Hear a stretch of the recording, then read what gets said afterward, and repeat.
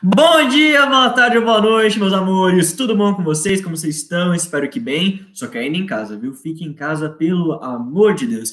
Sejam muito mais que bem-vindos a mais uma aula, que se vocês tiverem olhado no grupo do Facebook, hoje a gente começa a Idade Média. Vai ser bravo demais.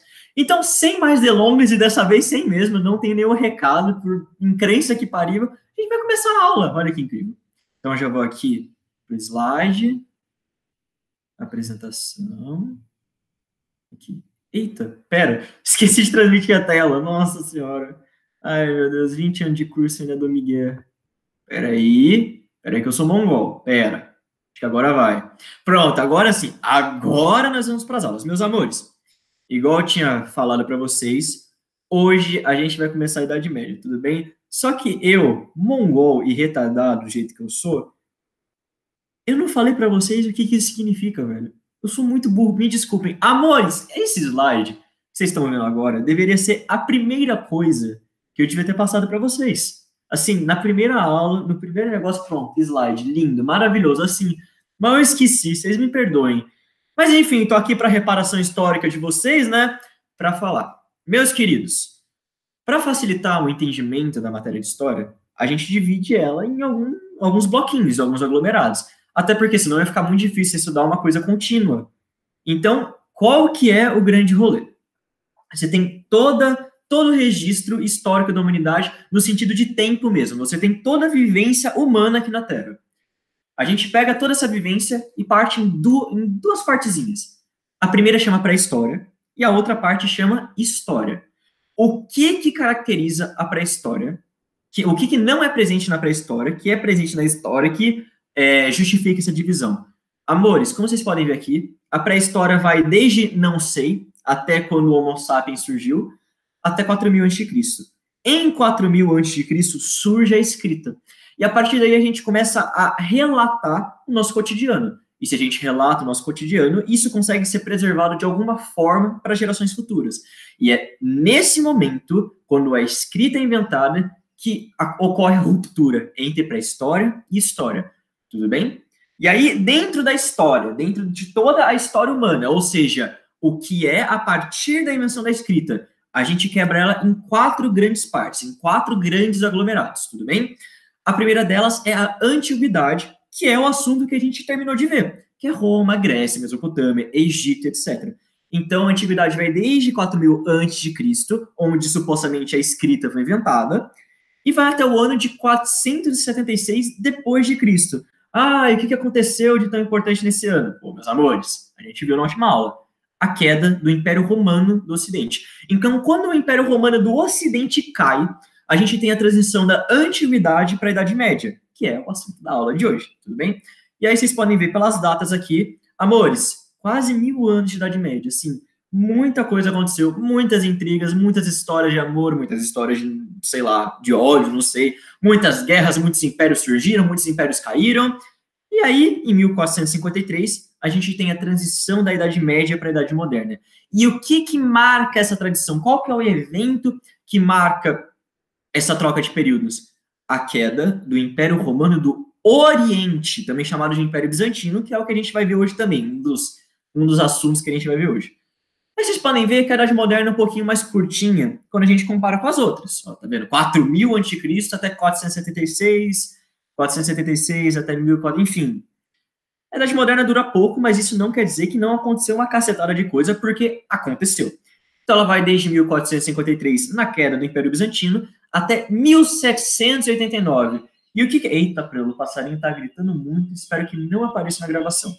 Enfim, o que acontece em 1789 para justificar essa transição entre a Idade Moderna e a Idade Contemporânea? Um dos melhores assuntos para se estudar, amores. Revolução Francesa, tudo bem? E aí a gente entra na Idade Contemporânea, que é o que a gente está hoje em dia, tudo bem? Se vai surgir uma nova aglomeração, não sabemos. Vamos continuar vendo aí, vamos vendo o que dá. Talvez agora com a pandemia, o mundo pós-pandemia, não sei, vamos ver. História é viva e isso é maravilhoso, tudo bem? Então, essas são as divisões históricas, que vocês, na verdade, já deveriam estar sabendo, mas eu esqueci de passar para vocês, tá? Me desculpem de verdade. Então, a gente entrou na Idade Média hoje. A gente vai começar a estudar todo o período que corresponde à Idade Média. Agora vocês sabem o que raios é a Idade Média, tudo bem? E, amores, igual eu falei para vocês, 1000 anos é muita coisa. Acontece muita coisinha. Então, dentro da divisão da Idade Média, a gente tem ainda outra divisão interna, que é alta Idade Média e baixa Idade Média. É literalmente uma divisão no sentido puro da palavra. São quase 1000 anos, né? Pega esses 1000 anos, pá, divide em dois. 500 anos para cá, 500 anos para cá. Para cá é alta, para cá é baixa. É literalmente isso, tudo bem? Então, hoje, a gente vai ver a parte da alta Idade Média e tudo que aconteceu de importante nesse período, tudo bem? E a Alta Idade Média, como vocês podem ver agora nessa imagem maravilhosa que eu preparei para vocês, cheio de rococózinho, sei lá, né? Isso aqui é um 5, tá? Ela vai do século 5 a.C. até o século 10, ok? Então agora a gente vai começar a nossa aula. Meus queridos, o que eu peço para vocês agora é foco. Prestem muita atenção nessa aula. Por quê? Diferentemente das outras aulas que a gente teve até agora, Grécia, Roma e Antiguidade Oriental, aqueles assuntos eram muito específicos de uma única civilização, de um único povo. Aqui não. A Alta Idade Média envolve 500 anos, e em 500 anos aconteceu uma cacetada de coisa. Então, só para vocês terem uma ideia, nessa aula a gente vai ver 2 impérios, o surgimento de uma religião e também um modelo político, de organização social, etc.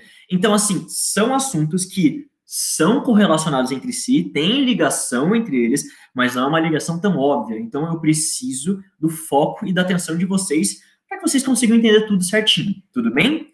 Então, a gente vai começar, em ordem cronológica, pelo surgimento da terceira religião monoteísta do mundo, e hoje em dia, a religião que mais se expande, e provavelmente daqui a uns aninhos, com o maior número de fiéis no mundo, tudo bem? Islamismo.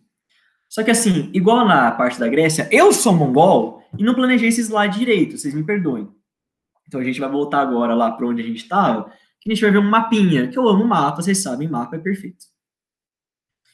Amores, é muito importante a gente entender onde surgiu o islamismo, onde aconteceu a gênese dessa religião, porque isso vai influenciar diretamente no comportamento dela. Olha só, no mundo, igual eu sempre falo para vocês, onde surgiu o islamismo? Aqui, onde eu estou circulando com o mouse freneticamente. Essa região é a Península Arábica. E quais são os países que estão aí hoje em dia, meus amores? Prestem muita atenção, tudo bem? Ó, Arábia Saudita, Iêmen, Omã, Emirados Árabes Unidos. Essa aqui são os países que compõem a Península Arábica. Mas aqui na região, todo mundo que é vizinho. Iraque, Irã, Síria, Israel. Por que eu pedi para vocês prestarem atenção? Esse mapa, essa região aqui, ela não vai ser tão importante assim para a gente, que a gente estuda história. Mas para atualidades, vocês vão cansar de ver esse mapa. Tudo bem? Principalmente por causa desse ser humaninho aqui, ó. Israel, treta Israel-Palestina. Então, vocês vão ver isso com atualidades. E, enfim, é muito importante que vocês saibam diferenciar geograficamente qual paísinho é cada um. Inclusive, isso já caiu em prova, tá? Já caiu na FUVEST uma vez. Se eu não me engano, foi na FUVEST. Depois eu corro atrás disso e coloco no cards para vocês, tá? Caso seja outro lugar. Mas, assim, saibam os países, tudo bem? Não é para ficar igual um maluco tentando decorar tudo, tá bom? Então, vocês vão acabar decorando naturalmente, tá bom? Confiem em mim, é nóis, vamos continuar. Então, foi aqui, na chamada Península Arábica, que envolve toda essa região que eu já circulei para vocês, que surge o islamismo. E o que a gente pode implicar dessa região? O que a gente pode tirar de informação importante? Amores, deserto. No Iêmen, pô, da hora. Omã, deserto. Arábia Saudita, deserto. A gente sobe para o Iraque. Olha só, no Iraque tem deserto. No Irã também. Então, assim, amor, região, deserto, entendeu? Quando você pensa, nas Arábia, o quê? Você pensa em deserto. Pensa no Aladdin mesmo, Aladdin, filme maravilhoso. O que isso quer dizer pra gente, pra nossa análise? Meus queridos, vocês acham que dá para plantar nesse lugar? Lógico que não. Então, a agricultura não vai ser uma fonte, meu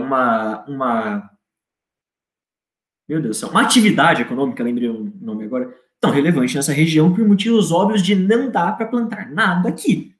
Tudo bem?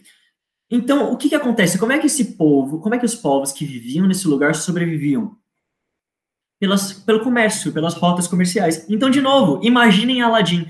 Imaginem eles naqueles camelos atravessando todo esse deserto aqui para fazer troca comercial. Lembrando que a grande parte da população vive no litoral. Tudo bem? Que é onde tem jeito de você sobreviver, pesca, as coisas e etc. Mas tem uns povos que vivem no deserto, cara, que atravessa esse negócio aí, os oásis, etc.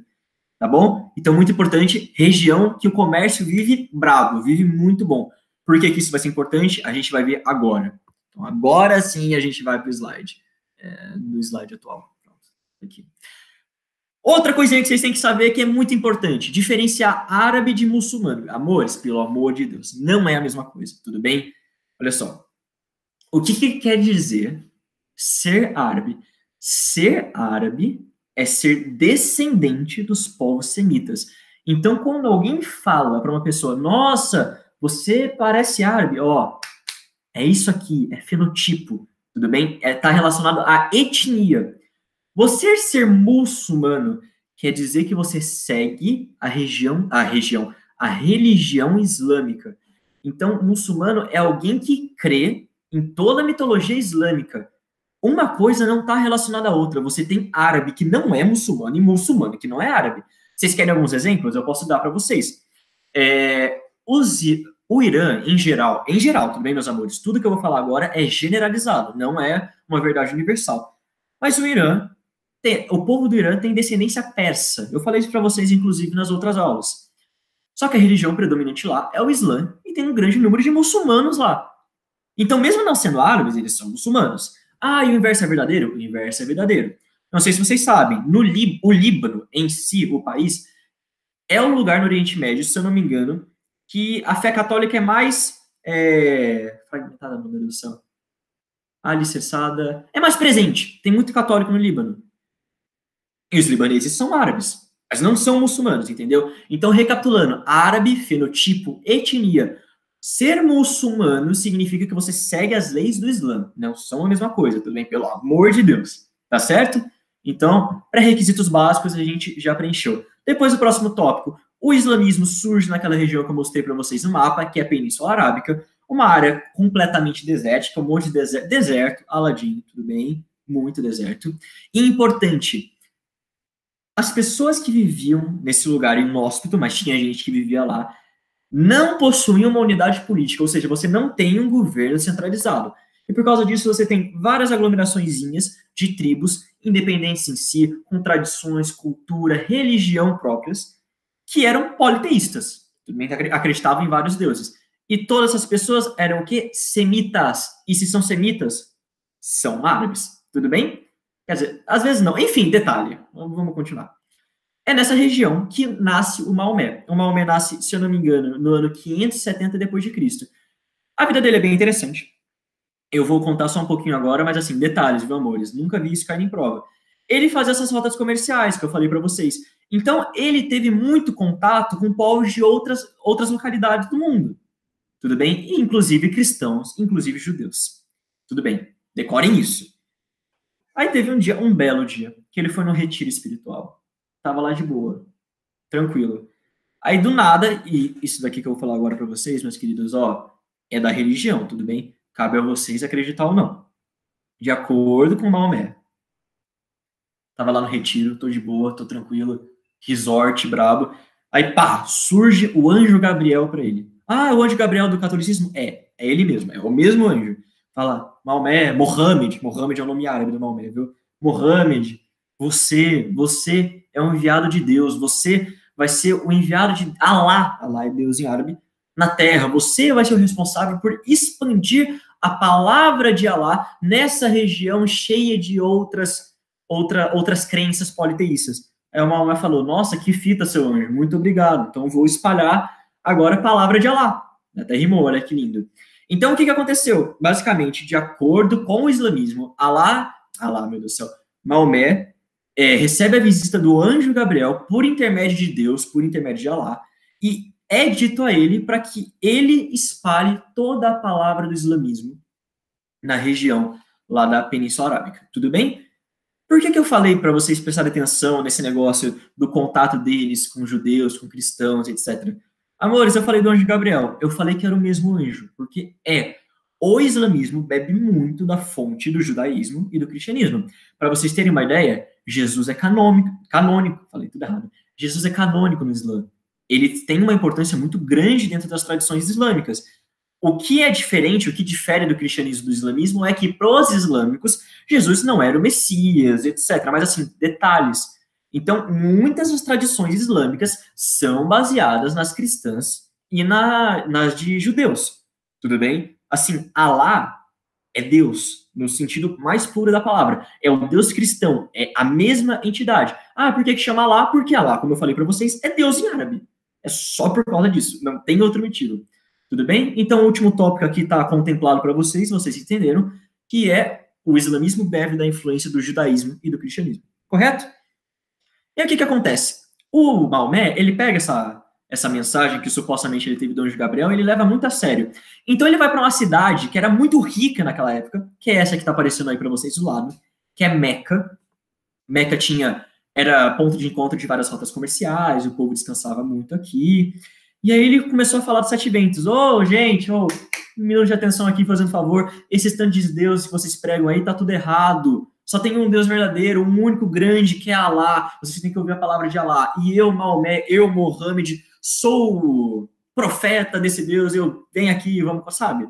Esse negócio que a gente encontra na estação da Sé, o povo falando lá. Era basicamente isso. Só que o que acontece, meus queridos? Você tá vendo esse quadrado? Quadrado não, é um cubo, porque é 3D preto aqui. Isso é uma estrutura religiosa muito importante chamada Kaaba. Tudo bem? Antes do islamismo se propagar, dentro da Kaaba tinham vários ídolos dessas divindades politeístas. Então o que acontecia? Como Meca já era uma região que encontrava muitas rotas comerciais, o povo quando chegava em Meca ia para Kaaba. Por quê? Independentemente da sua religião, você ia com certeza encontrar pelo menos uma imagenzinha do seu Deus aí dentro.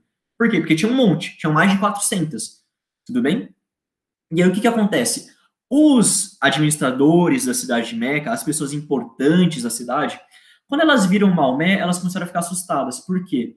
Porque se ele realmente começasse a convencer as pessoas que o correto era o monoteísmo, que o correto era acreditar em Alá, vocês conseguem entender que a Kaaba ia perder a importância dela, de ser um centro para várias religiões, e aí o povo simplesmente ia parar de ir lá, e se ia parar de ir lá, a cidade ia eventualmente acabar perdendo dinheiro. Então, aí os administradores começaram a ficar puto com Maomé, até que chegou um ponto que eles falaram, chega, você vai embora, você não é bem-vindo em Meca, sai daqui e tchau. E é isso daí. Foi isso que aconteceu. O Maomé, por livre e espontânea pressão, abandona a cidade e se dirige para outra. Ele sai de Meca, que está aqui no mapa, e vai para Medina, tudo bem? E essa peregrinação dele de Meca para Medina, a gente chama de Hégira, tudo bem? Inclusive, é na Hégira que começa o calendário muçulmano, que é diferente, tudo bem? A gente tem o nosso calendário que é gregoriano, deles é outra coisa, é outro rolê, tá bom? Então, a Hégira é essa fuga do Maomé de Meca para Medina. E aí, o que acontece? Em Medina, diferentemente de Meca, ele é muito bem recebido, tá certo?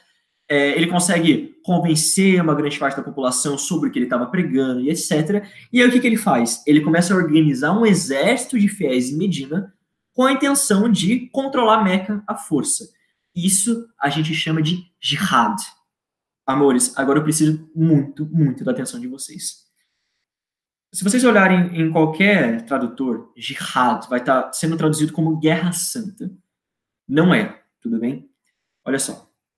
Prestei muita atenção. Isso provavelmente veio por causa. Você liga o noticiário, vai estar. E o grupo jihadista ISIS, sei lá, sabe aqueles grupos terroristas? Então. Aí ficou muito. Jihad é meio pejorativo, sabe? Ficou muito atrelado a uma coisa, sabe? Guerra santa, imposição de religião. Jihad não é isso, meus amores.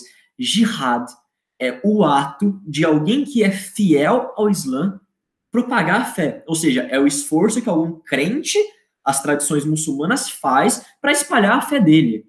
Tem várias maneiras de você fazer isso, várias maneiras legítimas. Pode ser falando, ou pode ser pela porrada. Então, a guerra é uma das maneiras de você conseguir fazer isso, tudo bem? Então, jihad não é só guerra santa, tudo bem? Estamos com aqui esse termo definido? Ok. E aí o Maomé parte para Medina, junto com esse exército que ele reuniu, e consegue conquistar a cidade. Só que ele não para por aí. É de Meca, ele vai para essa cidade aqui, e para essa.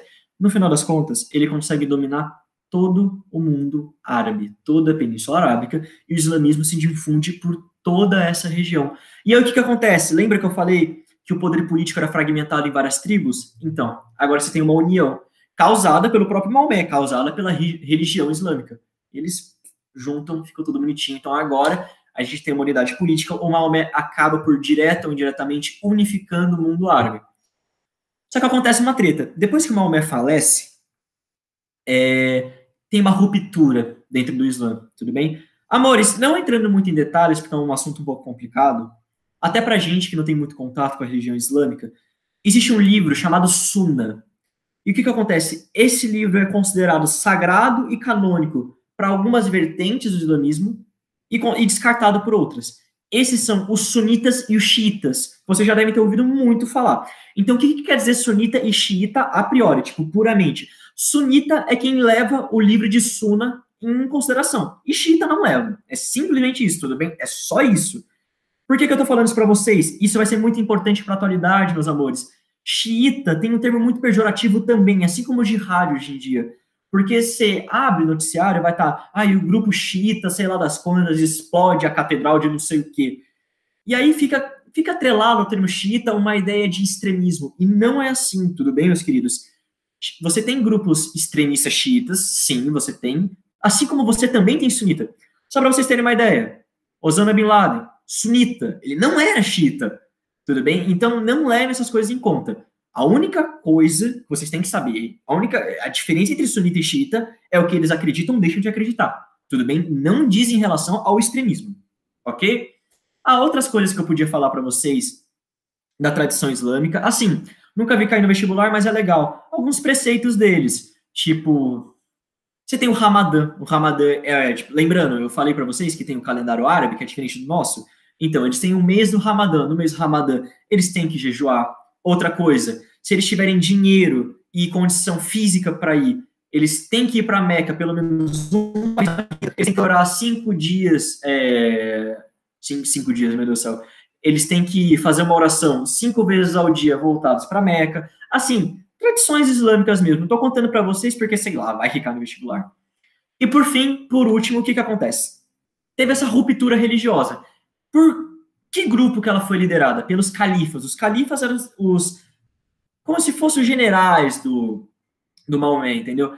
E aí eles começaram a brigar entre si, mas isso não impediu eles de expandirem toda a fé islâmica para regiões diferentes da Península Arábica. Eles vão para o Egito, e é por isso que hoje em dia a língua oficial do Egito, além do inglês também é, por causa do domínio britânico, vou colocar no card também. Enfim, o povo do Egito fala árabe, em sua maioria. A religião predominante no Egito é a islâmica, e eles também acabam chegando, esses califas, que estão tentando expandir a fé islâmica na base da porrada mesmo, eles chegam até na Europa. Chegam em Portugal, chegam em Espanha. E decorem muito essa parte, tudo bem? Que eles chegam na Europa, porque vai ser importante daqui a pouco. Amores, igual eu falei para vocês, Idade Média, são assuntos muito diversos que têm conexão entre si, mas não são tão óbvios. Então, a gente viu tudo que tinha para ver de islamismo agora. Vamos para o próximo tópico, e vai ser assim. Meus queridos, agora a gente vai falar do Império Bizantino. Tudo bem? Olha só. Vocês podem olhar esse mapa e ficar, uai, mas esse Império Bizantino aí, esses domínios desse império, é muito parecido com o Império Romano do Oriente, né? Pois é. É porque é o mesmo império. Império Bizantino é outra maneira que a gente tem de falar Império Romano do Oriente. É porque Império Romano do Oriente é muito difícil de falar, é muito longo, Império Bizantino curtinho.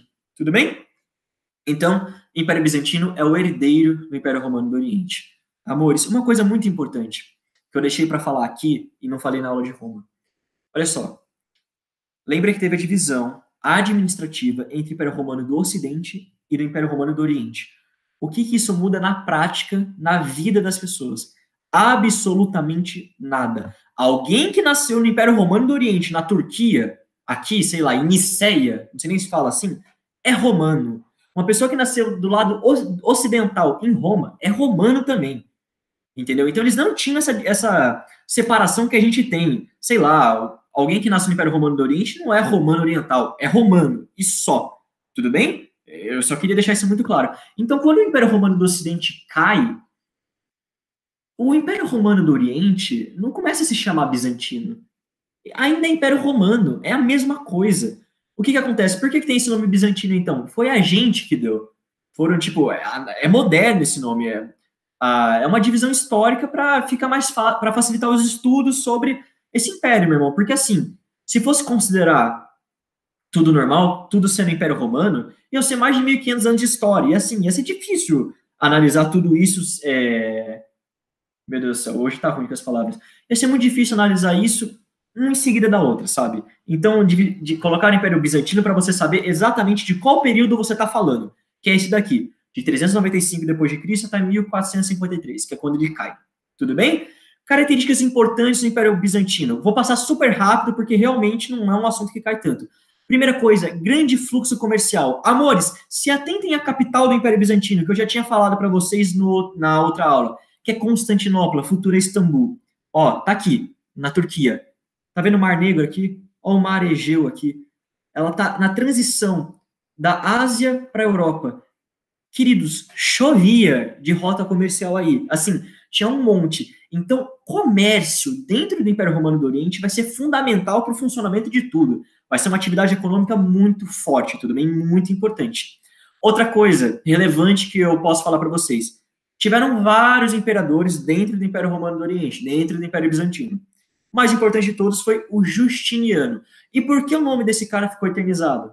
Meus queridos, meus futuros calouros da 194, o Justiniano foi o cara que compilou literalmente todas as leis romanas em um livrinho chamado Digesto.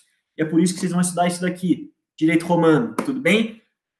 Essa é a base jurídica para tudo que a gente tem hoje em dia. Eu tô falando tudo mesmo, é sério. Tudo que a gente tem na Constituição brasileira, nas europeias, etc., é derivada, direto ou indiretamente, do direito romano. Eles eram muito bons nisso. Tudo bem? Então, a maior contribuição do Justiniano, com toda certeza, o Código de Justiniano, as leis que ele compilou. Além disso, só para detalhar, ele expandiu os limites do Império Romano do Oriente. Inclusive, ele conseguiu reconquistar Roma dos povos bárbaros. Tá até no mapinha aqui. Tá vendo esse vermelho um pouquinho mais claro? Esses eram os domínios normais do Império Romano do Oriente, sabe? Os domínios que normalmente eles tinham. O que está em vermelho forte é na crise, quando eles estão na merda. E o que está circulado, esse traço em vermelho, é o apogeu do Império Romano do Oriente, que foi o Justiniano que fez. Entendeu? Vocês veem aqui que ele passa por Roma. Tá bom? Só isso. Em 1453, igual eu falei para vocês, ele cai. É aí que acontece a transição da Idade Média para a Idade Moderna. Moderna, isso está certinho.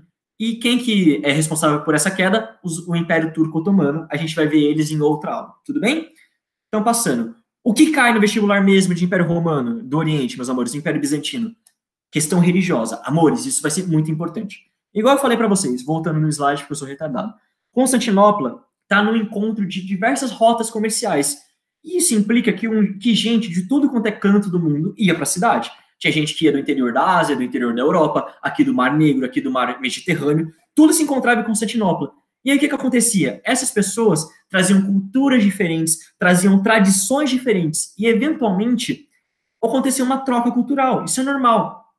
Aconteceu o que a gente chama de sincretismo, que é quando uma religião se apropria de características de outra. E aí o que acontece? Qual que era a religião oficial do Império Romano nesse período? Vocês lembram? Cristianismo. E aí o que acontece?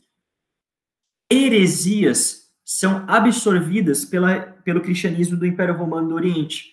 O que são heresias, meus amores? Heresia é qualquer coisa que atente, que vá contra os dogmas católicos.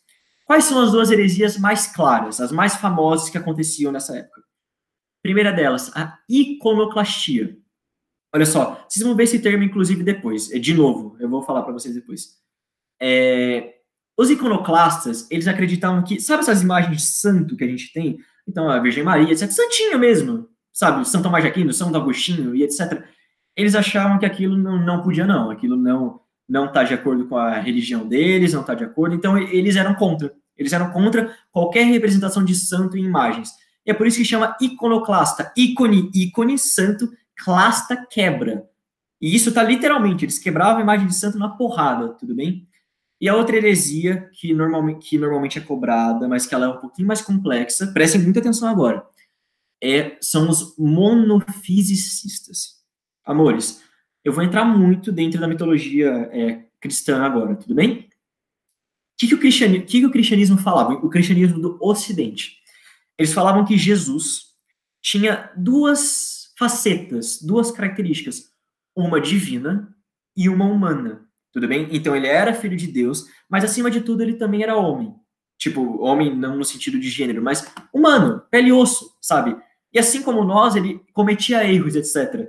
Eles alegavam isso, assim, detalhe, viu, meus amores? Detalhe mesmo. Eu gosto de falar para vocês não ficarem muito perdidos. Acabou a Páscoa acabou de passar também a Paixão de Cristo, vocês devem ter assistido esse filme 1 trilhão de vezes, mas tudo bem. Sabe quando Jesus está lá crucificado, triste, porque vai morrer, né? Deve estar doendo. Aí ele olha para o céu e fala: Pai, por que me abandonastes? Essa frase, a cristandade do Império Romano do Ocidente interpretava como: puta, ele questionou Deus. Jesus chegou a questionar Deus. Que teoricamente, tipo, você não tem que questionar Deus, mano. Ele é Deus, ele sabe o que ele faz. Então isso mostra que Jesus tinha dúvida. Um sentimento tão humano. Jesus sentia medo. Então ele era homem e era divino ao mesmo tempo. Os monofisicistas, acreditavam em só uma faceta de Deus. Ou ele era homem, ou ele era divino. Tipo, tinha divisões. Tinha monofisicista que achava que Jesus era só divino, tinha monofisicista que achava que tô falando muito rápido, que Jesus era só homem, tudo bem? Em qualquer uma das duas hipóteses, heresia perante a Igreja Católica. E aí o que acontece? O Império Romano do Ocidente ficava brigando com o Império Romano do Oriente, falava: irmão, o que vocês estão fazendo? O que vocês estão fazendo com a religião católica, irmão? Não é para fazer, isso aí tá errado, isso aí é heresia, isso é herege, não pode. E aí o que acontece? O imperador, para baixar a bola, ele tinha que interferir diretamente na religião. Tinha que fazer lei para controlar as coisas, para decidir tipo, o que seria canônico, o que não seria. E essa interferência do imperador na religião a gente chama de cesaropapismo, tudo bem? Um nome muito complicado. Então, cesaropapismo é a interferência do imperador na religião. Chega um ponto que ficou insustentável. Aí, sabe o que aconteceu? O Império Bizantino falou assim: olha só, Igreja Romana, aqui para vocês. E eles romperam no que a gente chama da Cisma do Oriente, que aconteceu em 1054. Basicamente é o seguinte: a Igreja Romana do Oriente falou: olha só, Igreja Romana do Ocidente, vocês são hereges. A Igreja do Ocidente falou: não, vocês são hereges. Não, vocês, entendeu? As duas se consideraram hereges ao mesmo tempo. E aí elas romperam definitivamente em todas as questões administrativas, de credo e etc. E aí surge a Igreja Romana Ortodoxa. Tudo bem? Que é não completamente, mas eles têm muitas diferenças com a igreja que tem no Brasil, que é a Igreja de Roma, que é a Igreja Católica Apostólica Romana. Tudo bem?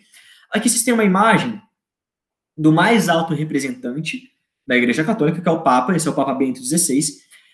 E aqui você tem um dos patriarcas da Igreja Ortodoxa. Como é que funciona? Na Igreja Ortodoxa não é tão concentrado, tipo, não tem uma unidade tão forte como tem na Igreja Católica do Papa, sabe? Eles têm os patriarcas, tem um monte. O mais importante é o patriarca de Constantinopla, que tem esse nome, inclusive, até hoje, que é esse carinha aqui. Eu acho que é Nicolau o nome dele, eu não me lembro muito bem agora. Assim, amores, várias diferenças entre as duas religiões, tipo, enquanto na Apostólica Romana a língua oficial dos credos é em latim, na ortodoxa é grego, assim, várias diferenças, tudo bem? Então, importante saber, briga religiosa resultou na cisma do Oriente e surgiu a Igreja Ortodoxa. Ah, só tem uma Igreja Ortodoxa? Não, tem um monte. Tem Igreja Ortodoxa egípcia, grega, russa, tem um monte, tudo bem? Não é a mesma coisa. De novo, vamos mudar completamente de assunto agora, tudo bem, meus queridos? Acabamos o Império Bizantino, vamos agora para o Reino dos Francos. Amores, olha só. Lembra do finzinho do Império Romano do Ocidente? Que eles estavam tendo muitas invasões de povos germânicos? Então, os francos eram um desses povos germânicos. E aí o que aconteceu? Por que eles são lembrados? Porque eles foram o único povo germânico que conseguiu formar um estado duradouro. Eles conseguiram formar um império que durou até que bastante tempo. Tudo bem? Quem que formou esse império foi o Clovis. O Clovis é um dos reis francos. Ele foi o cara responsável por expulsar os hunos da Europa, impedir o avanço huno na Europa. Lembra que eu falei para vocês na aula do Império Romano que os hunos, né, destruição, eles estupram as casas e queimam as mulheres, referência aí muito brava. Os hunos foram os principais responsáveis pela queda do Império Romano, assim, sem dúvida alguma. Era um exército bem fodido.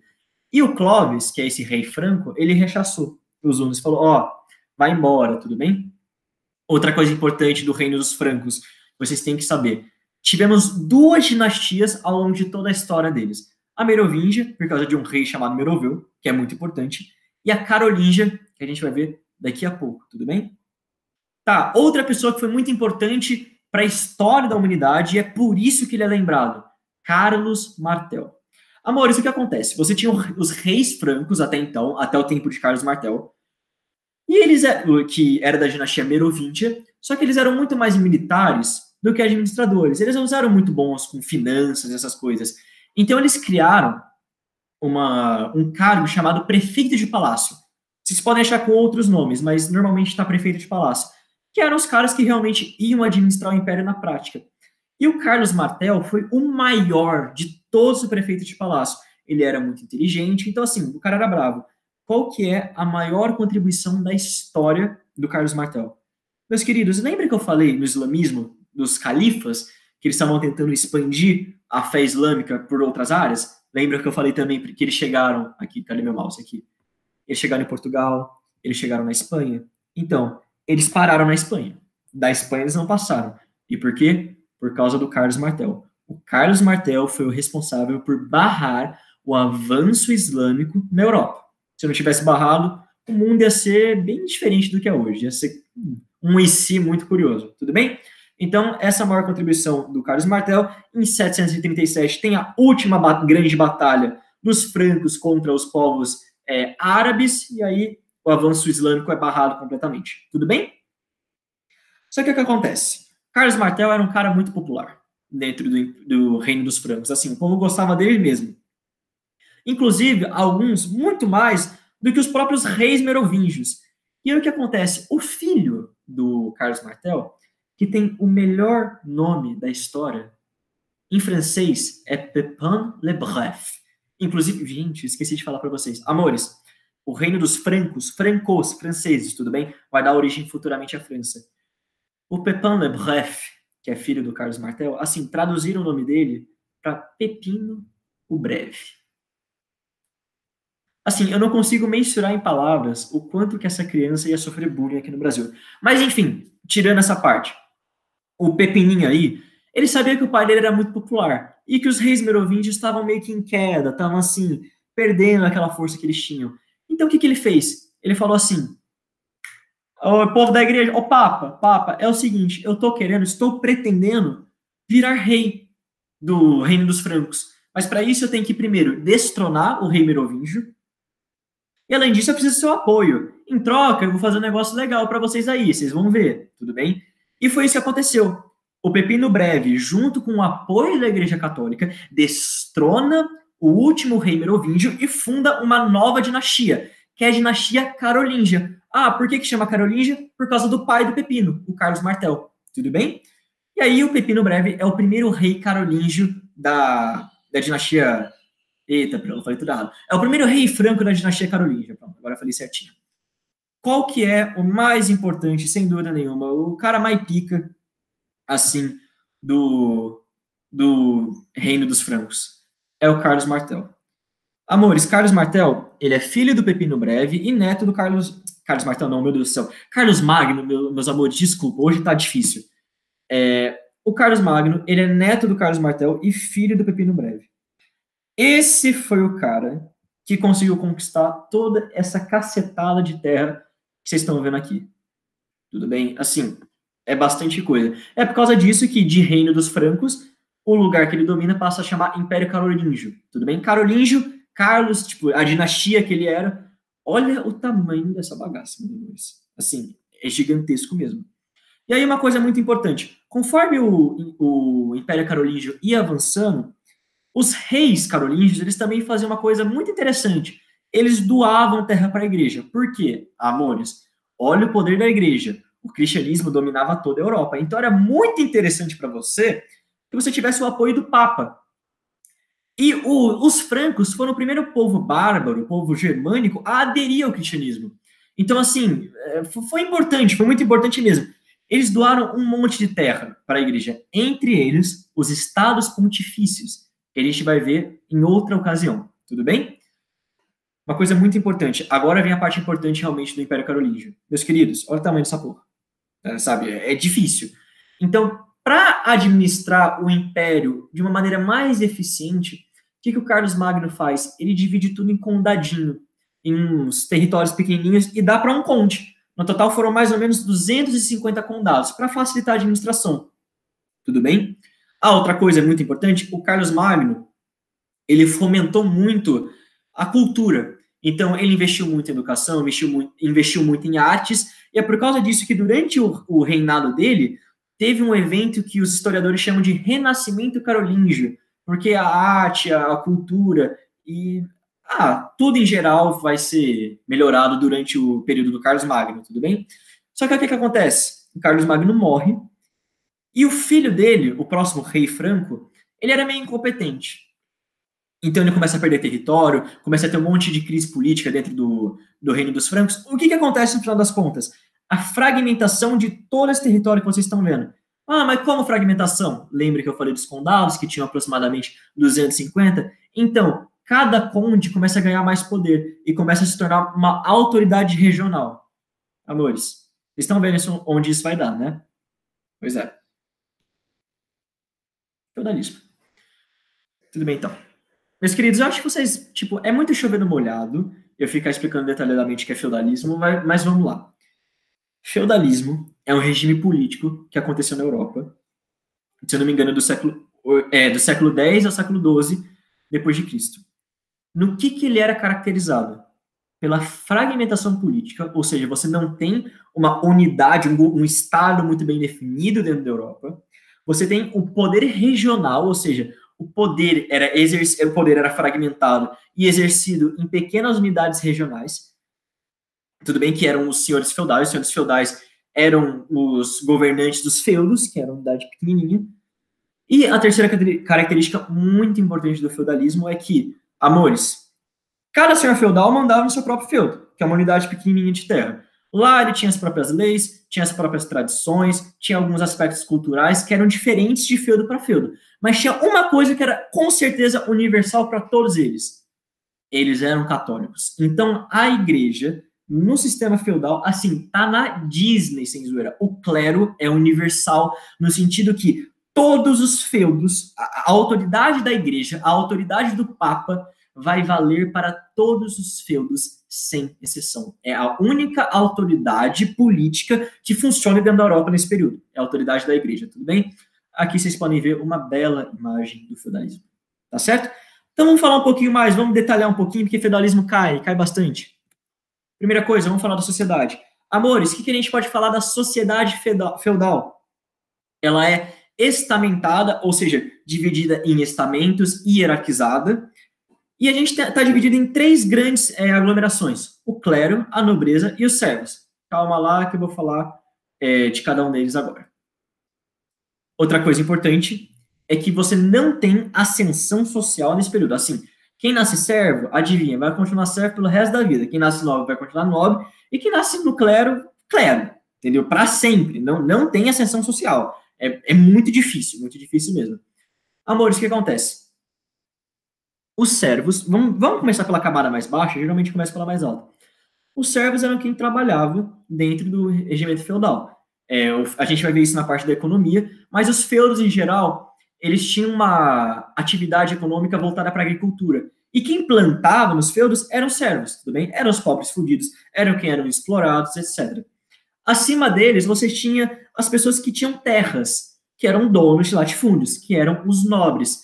Então, você tinha os senhores feudais, você tinha alguns cavaleiros que também possuíam terras, e etc. E acima dos nobres, igual eu tinha falado para vocês, você tem o clero. Por que o clero está acima da nobreza? Vocês vão encontrar algumas pirâmides que está invertido, mas eu posso justificar.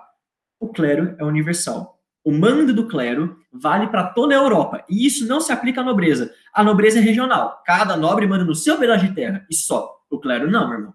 O que o clero determina vale para toda a Europa. Tudo bem? Então, recapitulando, sociedade completamente estamentada, dividida nessas três hierarquias que eu acabei de falar para vocês, e pouca ascensão social. Amores, tem uma charge que já caiu tanto, mas tanto na vida, que eu duvido muito que vai cair de novo. Mas é assim, é uma alusão a animais, tipo, meu Deus do céu, como é que eu posso explicar isso bonitinho? É uma alusão de animais tentando explicar como que funciona cada estamento desses. Então, por exemplo, a nobreza seriam os lobos, seriam as pessoas que seriam os animais que defenderiam todos. O clero seria as ovelhas, que iria zelar pela proteção espiritual. E os servos, se eu não me engano, ai, quem que eram os servos? Eu não lembro, eu vou deixar no card agora para vocês, tudo bem? Vocês me desculpem. Assim, essa charge já caiu tantas vezes que eu duvido que caia, mas assim, às vezes vamos ver, né?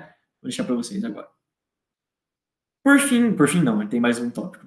Vamos falar um pouquinho agora da economia no feudalismo, como é que funcionava. Amores, igual eu falei para vocês, os feudos eram literalmente latifúndios em que você tinha um castelo no meio, tá certo? É literalmente isso, mais nada. Então, o que acontece? A agricultura é muito valorizada nesse período e é a principal atividade econômica de quase todos os feudos da Europa. Tudo bem? Quem que plantava, né? Quem que fazia o serviço pesado? Os servos, igual eu falei para vocês. Nesse período do feudalismo, você tem poucas trocas comerciais. Você não tem uma atividade econômica no sentido de comércio muito bem colocado. Ah, isso é universal? Não, não é. Meus queridos, prestem atenção no que eu vou falar agora. Quando a gente fala da valorização da agricultura em detrimento do comércio, a gente está generalizando. Isso não era universal. Você tinha cidade dentro do período feudal que se dava muito bem com o comércio, que inclusive o comércio era mais importante que a agricultura. Ah, me dá um exemplo. Veneza, na Itália, hoje em dia na Itália, tudo bem? Troca comercial assim, com menos solta, mas no geral, o comércio, ele era uma atividade menor. A agricultura era a principal atividade econômica. Isso quer dizer que não havia comércio? Não. Mas ele era in natura. O que quer dizer comércio in natura? Era troca de espécime por espécime. Então, por exemplo, é troca de produto para produto. Você não tinha uma moeda unificada. Por quê? Porque você tinha uma cacetada de feudo, cada feudo tinha sua própria administração, tinha suas próprias leis, tinha seus próprios tributos. Então, assim, é muito difícil você unificar uma moeda nesse período. Então, assim, bem regionalzinho mesmo. Comércio era in natura no sentido que, eu te dou 5 sacos de arroz por 3 ovelhas. Não, 5 sacos de arroz é muito pouco, entendeu? Isso é comércio in natura. É produto por produto, espécime em espécime, ok? Tudo bem. Acabou a minha economia, eu tô voando aqui para essa aula não ficar muito longa, que vocês não me matarem. Agora eu acho que é por fim mesmo. Não, não é por fim. Meus queridos, essa é uma parte que cai bastante. Eu não vou mentir para vocês. Quando cai feudalismo, cai geralmente alguma coisa nesse sentido, que são o que eu chamei de acordos, tá bom? Acordos no sentido que vocês vão entender agora. Amores, é o seguinte, tinha algumas regras de submissão no período feudal, que uma pessoa fazia em detrimento da outra. A primeira dela a gente já viu lá no Império Romano, que é o colonatus. O colonatus é a origem da servidão na Europa. O que era? Vocês lembram? Eu falei para vocês já. O que é o colonatus? Basicamente, o servo não poderia abandonar a terra que ele estava cuidando. Ele era atrelado permanentemente a ela, teria que cuidar dela pelo resto da vida, e quando viesse a falecer, os filhos dele também ocupariam o lugar dele. Tudo bem? Esse é o colonatus. Uma coisa importante que eu também falei para vocês na última aula. Isso quer dizer que a terra era do servo? Não, não quer dizer que a terra era do servo, tudo bem? Mas ele tinha que ficar lá e cuidar dela. Tá certo? Outro acordo, outra submissão que vai ser importantíssima dentro do feudalismo. Amores, você tinha um monte de feudo. E esses feudos não viviam na paz e amor, não viviam assim, tô de boa, tô tranquilo. Não, tinha muita treta, tinha muita guerra. Inclusive, tinha muito mais guerra porque a política, o poder era totalmente fragmentado. Então, um feudo ficava brigando por outro por controle. É nessa circunstância que surge a suzerania e a vassalagem. Eu vou explicar para vocês o que é agora. É isso que está acontecendo aqui na foto. Amores, quando você tinha um nobre, um senhor feudal, que ele tinha muita terra, muita extensão de terra, e ele fazia o seguinte, ele pegava outro nobre, que era menos poderoso que ele, e falava, olha só, senhor nobre, é o seguinte, eu tenho muita terra, não estou precisando dessa parte aqui, e eu vou emprestar ela para você. Você pode cuidar dela, você vai se tornar um novo senhor feudal, você basicamente vai fazer o que você quiser com ela. Desde que, em caso de conflito militar, em caso de eu entrar em guerra, você vai me ajudar. Isso é suzerania e vassalagem. Então você tem o nobre mais poderoso, que aqui nessa imagem é esse cara aqui, é o suzerano, e ele tá, não é glorificando, ele tá abençoando, glorificando, enfim, ele tá fazendo um acordo de vassalagem com esse cara aqui, que vai ser o vassalo dele. O vassalo vai ser o cara que, se o suzerano se envolver em guerra, o vassalo vai ter que partir em apoio. Tudo bem? Uma coisa importante, suzerania e vassalagem não era uma tradição europeia, era uma tradição germânica, era uma tradição bárbara. Tudo bem? Que eles adaptaram. Então, recapitulando, suzerania e vassalagem era uma aliança de proteção, sendo o suzerano, esse cara aqui, o nobre mais poderoso, e o vassalo, o nobre inferior. Uma coisa importante, esse carinha aqui, é vassalo desse ser humano aqui com a coroa. Isso quer dizer que ele não possa ser suzerano? Não. Então você tinha dentro do sistema feudal uma hierarquia de suzerania e vassalagem. Então você tem um suzerano e você tem os vassalos dele. Mas esses vassalos podem ser suzeranos de outros vassalos, entendeu? Você tinha uma hierarquização de suzerania e vassalagem, sendo o maior sendo o maior suzerano dentro da sociedade feudal, o rei. Ah, existia rei dentro da sociedade feudal? Existia. Só que, como eu falei, o poder estava completamente descentralizado. Mas o rei era o maior suzerano, tá certo? E essa tradição aqui, essa cerimônia em que o vassalo promete obediência e apoio ao suzerano, a gente chama de comitatus. Tudo bem? Esses são os acordos importantes. Agora vamos para a última parte, se não me engano, que isso é a tributação. Meus queridos, é o seguinte, eu acho uma puta sacanagem cair isso em prova. Assim, é terrível, mas cai, às vezes cai. Então é importante vocês saberem. Primeira coisinha, vamos entender como é que funciona um feudo. Igual eu falei para vocês, você tem um castelo aqui, que é onde fica o senhor feudal, onde fica a nobreza, e em casos de guerra, e apenas em casos de guerra, a população de todo o feudo vai para lá para ficar em defesa, ficar defendida, tudo bem? Tipo, ficar segura. Aqui tem o castelo. Perto do castelo, o manso senhorial. O manso senhorial é de propriedade privada do senhor feudal. Tudo que for produzido no manso senhorial vai ficar para o senhor feudal. Já vamos chegar lá.